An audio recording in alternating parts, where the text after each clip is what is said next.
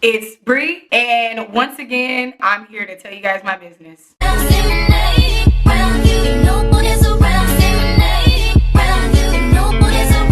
If you've been here before, thanks for stopping by. And if you're new here, go ahead and click that red button and subscribe. And don't forget to click that bell for notifications, because I know after this story, after this experience, you guys are going to want to see Bree all the time, every time I upload. I don't want any more negative energy being projected towards me, but I already know after this video, I'm just opening the gates for that. So this particular story time, I already knew I wanted to do it as soon as I moved into this apartment. I actually wanted to do this video as soon as I got everything set up, but because I'm currently in the process of getting a restraining order, I decided that probably wouldn't have been the best idea for me at this time. I didn't want people trying to make the shoe fit like Cinderella type shit. I just want to speak my truth. And I noticed in my journey here on YouTube that me speaking my truth really bothers people. That's their own personal thing, but I'm here on this planet and I fought to be me so I can speak my truth. So in this video, I'm gonna break down why I decided to move to Beverly Hills and how dealing with toxic people literally became so overwhelming for me. I'm just gonna start from the beginning. In July, of last year, it's already about to be July again. That's how long I've been dealing with this excessive gang stalking and like people just going out of their way to try to destroy me, So in July, literally right after I bought my car, I was still messing around with my ex-boyfriend. And honestly, we're not even gonna dive too deep into that. It was a bad decision. I can't take it back. And so one of these particular nights, I picked my ex up for a sneaky link and we got into it like we always did, because this person don't have no respect for nobody, Textbook narcissist. We get into it and like something clicked in my mind. I'm like, you are not gonna disrespect me in my shit. You already lived with me under my roof, disrespected me under my roof. You are not gonna come into my new blessings and disrespect me in my new blessings.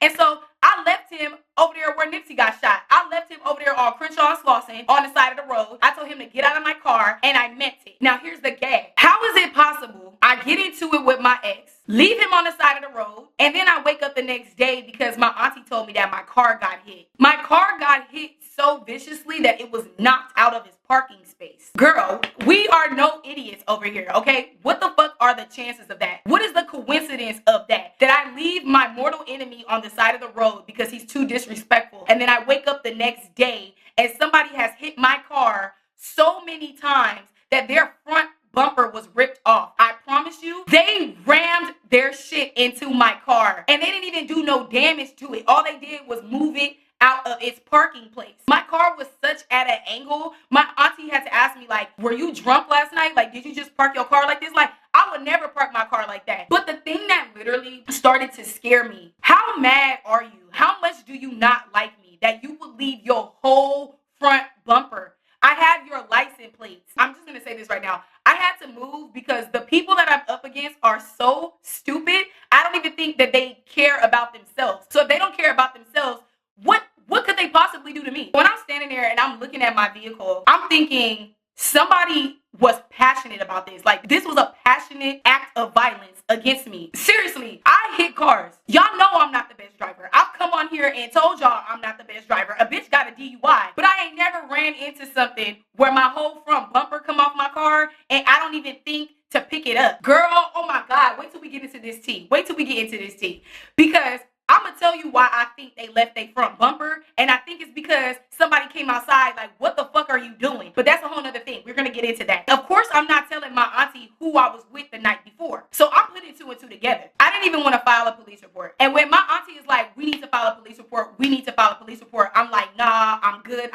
But something about how persistent my auntie was, I was like, okay, oh my God, I'm gonna file the police report. Let me tell you this, you guys. I'm not the kind of person to go to the police until I feel like I need to go to the police. My family, excluding my mom and my dad's side, they will call the police on you quickly, bitch. My family, we not no regular black people. We will call the police on you, bitch. Just my life experiences and like the path that God has led me, I don't like to call the police, okay? That's not gonna be my first reaction. And that's just like the path of which my life has led me. Is different than my other family members, you feel me? I didn't want to call the police, you guys. I didn't. My auntie kept saying over and over, no, your car was hit, you have insurance, we have to do the police report. Like, she was telling me we had to do the police report because of the fact that I have car insurance. At the end of the day, I knew that my ex-boyfriend and whoever his new girlfriend is, because I've gotten these like very threatening, very random messages on Instagram. There's so much shit that I don't talk to you guys about. I get these random messages from fake profiles on Instagram. Oh, if you do another story time about me, bitch, I'm gonna report your channel. Do another story time about me, I'll be at your house. Bitch, who are you? Okay? I started to put two and two together because at the end of the day, I ain't no dumb bitch. So I'm like, okay, I left my ex on the side of the road. He linked up with whoever his new ting is, and they thought that they was gonna get revenge. They not living in the real world, okay? Stay away from people that are so gone mentally that they not even here in the real world, because there's no way I'm gonna go pick up some guy and then go, yeah, and then let's run into her car. Like, are you on crack, bitch? It is really so unfortunate that if I go on a date with somebody and they're like, oh, are there any crazy exes I should know about? It's super duper extremely unfortunate that I have to say yes. Like, I feel like I need to disclose this information to my next partner so he could know what he up against. That was like the first incident. I filed a police report and I released it. I didn't go on social media. I didn't go on Instagram. See, some of y'all think that I be wilding and doing this and doing that. I'm telling you, the shit that I do reveal and the things that I do say, they need to be said because the shit has been held in for quite a while. I'm giving you tea that is a year old, bitch. We getting ready to go into July again. You don't think you would have pent-up aggression at this point? Let's get into the second reason why I felt like, okay, boom, it's time for me to go. One of the second reasons, or one of the other reasons why I decided to move out of my childhood home, is because too many people knew where I lived. I was literally being stalked by different groups of people around LA that don't like me. Bitch, I couldn't even keep up. I'm not being dramatic. I couldn't even keep track of all the people that hated me and knew where I lived. I remember one time I was going to the liquor store. I was minding my business. I just woke up from a nap and I was going to go get some Stella Artois. I leave the store and I see this girl that, oh my mama, I do not know this girl. She one of them people that like, I only know you because we was on the same campus every single day in high school. I don't know this girl's name. On God in heaven, I don't know who this girl, like if she asked me what her name was, I wouldn't even be able to tell her. I just know her face. So I'm coming out the store. She in this black BMW, okay? She rolled her window down like she was finna do a drive-by or something and start laughing at me. Like this girl who I don't even know, I'm gonna keep it J1000 with you. If I don't know your name, I don't know you. I don't care if you know me. I don't care if you think you know me because you watch my channel. If I don't know your name, if I can't say your name and you can say mine, I don't fucking know you, bro. So she gonna roll this window down with this smirk on her face. Like she was literally laughing in my face. Y'all, I had my beer in my hand. I had like a whole bunch of beer, White Claws and shit. I'm walking like this. I had no expression on my face. None. She literally waving at me, taunting me, and I'm looking at her like, literally. Like this. I open the door to get in my car. I see the back window of this BMW that the girl was in. The back window starts to roll down. And by then, I already got my keys in the ignition. I'm driving down the street. I'm like, who are y'all? These girls think that life is a game. These people don't know who I know. These people don't know who rides for me. These people ain't been my friend in so long. They don't know who I'm fucking with now. And they think that they could just drive around like they bounty hunters. That's what I'm saying. Like, it's really crazy the audacity that these people have. You want to put me in a situation where I feel like my life is in danger, and then you don't even take the time to process if I'm going to return that energy to you. That's the thing that really like, yeah, let me just move. Because these bitches are clearly dumb. The exact same day, why did some girl who I thought was my best friend in high school show up on my porch like she was going to fight me? I can't wait to do a story time on that. Okay, girl, cool. We're not little kids no more. We don't have to be friends. We don't have to kick it. We don't have to do none of that. But one thing I could say that is the honest to God truth, even though I knew me and her wasn't best friends, I still respected her reputation, her character, and I still upheld that shit. If people try to go around and say this and that about her and ask me, oh, is she really like this? Oh, is she really like that? I never perpetuated no rumor. That's how I know people's true character. People love attention. It's crazy. Like, girl, we could have just stopped being friends. It could have just been that simple. Oh, you know, we're not really friends no more. We outgrew each other. It got to turn into like, I'm going to beat her ass. I'm on her porch. She's scary. And know that that's not the case. I'm not scary at all. The difference is I got more to lose in these bitches. That's the difference. I got more to lose. Ain't nobody scary, bitch. The thing is, people our age, we don't think. We just want to entertain everybody and appease everybody. Clearly, like, nobody really be thinking when it comes to me. Nobody really be using a brain. They just out here trying to get a public reaction. But that's okay, because I use my brain. I use mine. The girls at the liquor store, and then that other girl showing up on my porch the same day. I was like, this is getting out of control. This is getting out of hand. I know that I'm not about to react the way that I truly want to, so I need to get my money up. That was just a sign that I need to get my money up. Like, to me, it was like God was making me so uncomfortable. And this for the girls that truly believe. Okay, this for y'all. God was making me so uncomfortable that it was undeniable that I had to go into the next dimension. God was making my nest. Because look, let me tell y'all something about birds. When a mother feels like it's time for the birds to go get their own food, she will make the nest uncomfortable. She will start to fuck the nest up where the birds can't even sit without being in pain.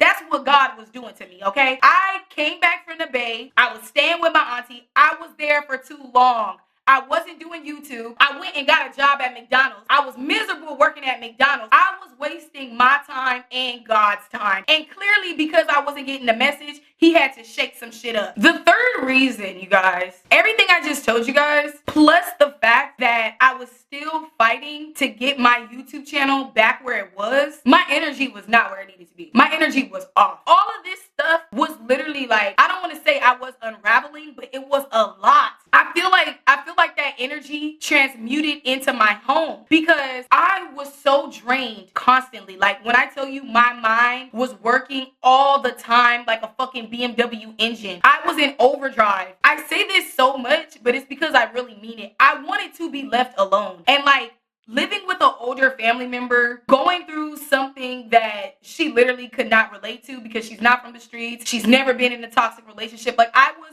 living with someone but going through that shit by myself, and I'm one of those people, I'm not even gonna waste my breath trying to explain my experience to someone that's gonna go out of their way to misunderstand it, or people that just won't get it until they go through it. Me just wanting to be left alone. Sometimes I wake up, I don't want to speak. But my auntie, you know, she's way more extroverted. She has never had depression in the way that I've had depression, where even saying good morning is just too much, okay? Me and my auntie, we ended up getting in a physical altercation. We ended up getting in a physical altercation for all the reasons that I just listed, dude. It's not a situation of I'm trying to disrespect you. It's not a situation of I have all this built up hostility and I'm just this angry black woman. You know, I've dealt with depression. You've literally seen me grow up. This backstab and betrayal, I'm literally at my wit's end. I need my space. I don't like to be bothered. I like peace, bro. When the energy that I was experiencing outside started to manifest in my aunt, where she felt like she could put her hands around my neck, where she felt like she could pull a knife out on me, that was kind of like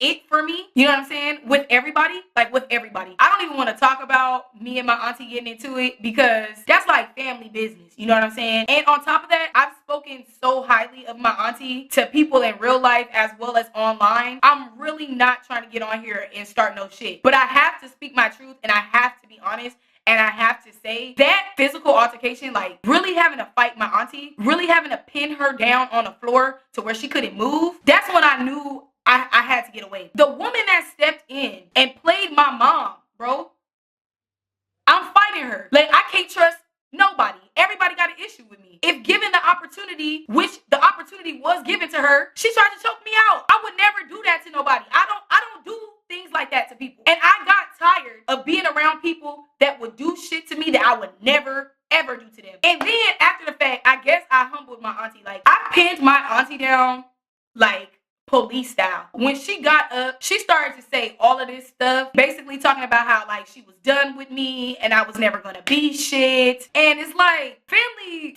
argues. Friends argue, family argue. But it's like, now I'm never gonna be shit. I'm always talking to you about my hopes and dreams, but now I'm never gonna be shit. You're done with me, right? You're gonna put the final knife in my back. When my auntie told me I was dead to her and we were done, it did something to me on the inside. It turned me like cold, because people don't even like when I defend myself. You gonna put your hands around my neck, and I defended myself. And now it's all of this. When I tell you that's why I didn't want to film this video, that's exactly why I didn't want to film this video. People don't ever want to hear what I gotta say, because I'm the victim. I'm the one that's been abused. Don't nobody want to hear how they hurt you. Don't nobody want to take responsibility for how they rewired your brain with the trauma that they put you through. Nobody want to admit that. Nobody want to hear that. People just want to go on in their life and wear their fucking mask. And you know what? Y'all could do that. Y'all could do that. Y'all could live your fake facade and wear your mask and act like you're a good person. But I see you.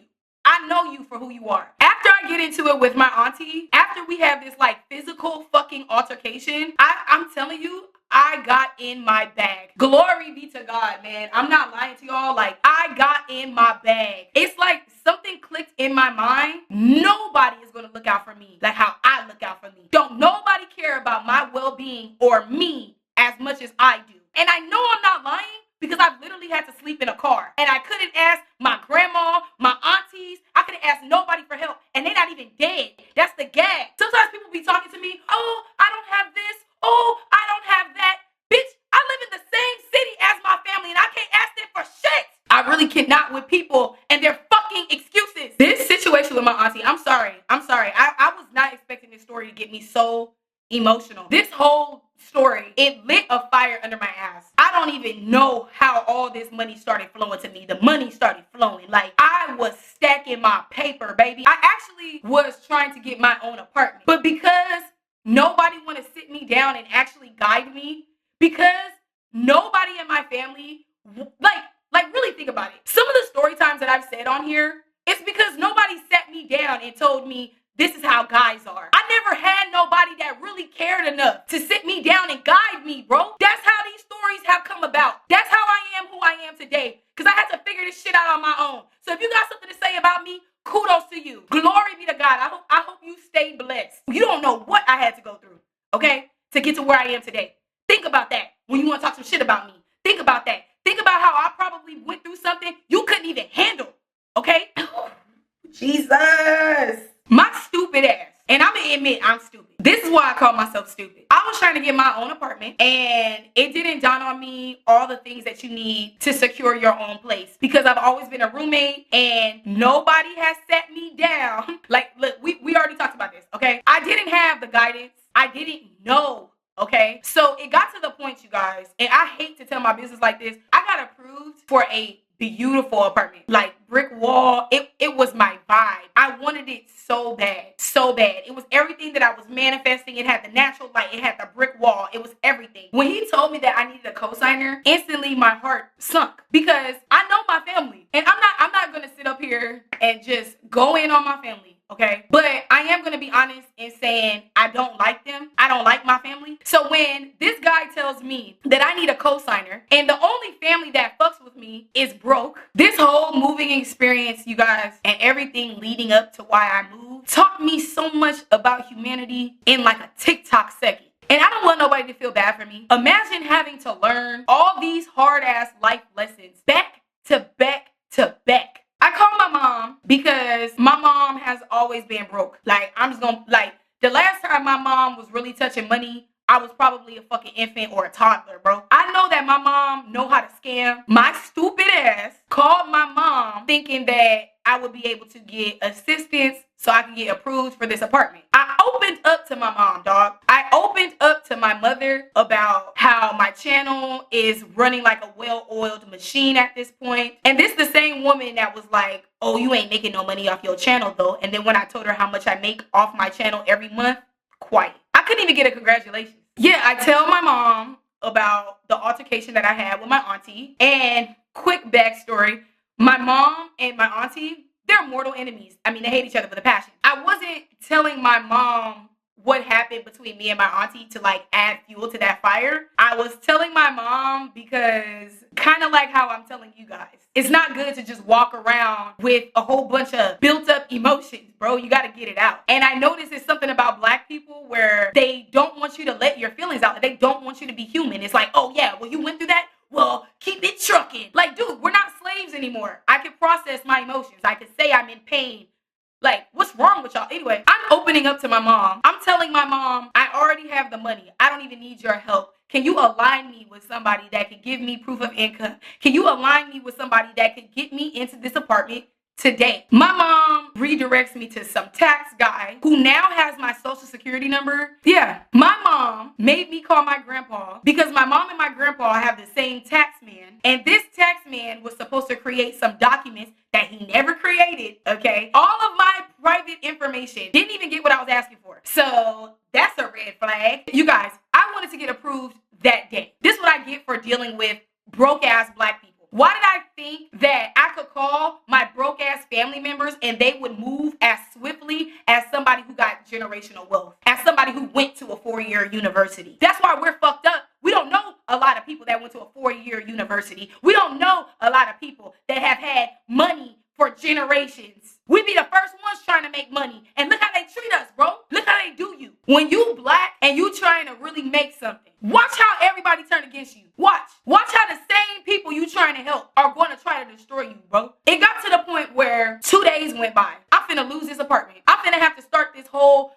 apartment hunting process over. And I don't like that process, okay? It's very stressful. I'm talking to my mom for the first time in months throughout these couple of days, thinking that I'm going to get this documentation, thinking I'm going to move into a new place, and weirdly, subconsciously, thinking that I'm going to make my mom proud because everybody already considers her to be a failure. So if I make it, then like I redeem her. But look at how she acts. We having a regular conversation. And my mom, like most toxic, narcissistic mothers, she start attacking my character for no reason. Look, lady, if you don't understand YouTube, just say that. But what you're not gonna do, is disrespect me and my career when you're 50 years old and you still can't even afford living room furniture. That's what we not gonna do. Mommy or not. I couldn't wait to repeat this on the internet. I couldn't wait to repeat the words that my mother told me on the internet so it could live on for the rest of our lives.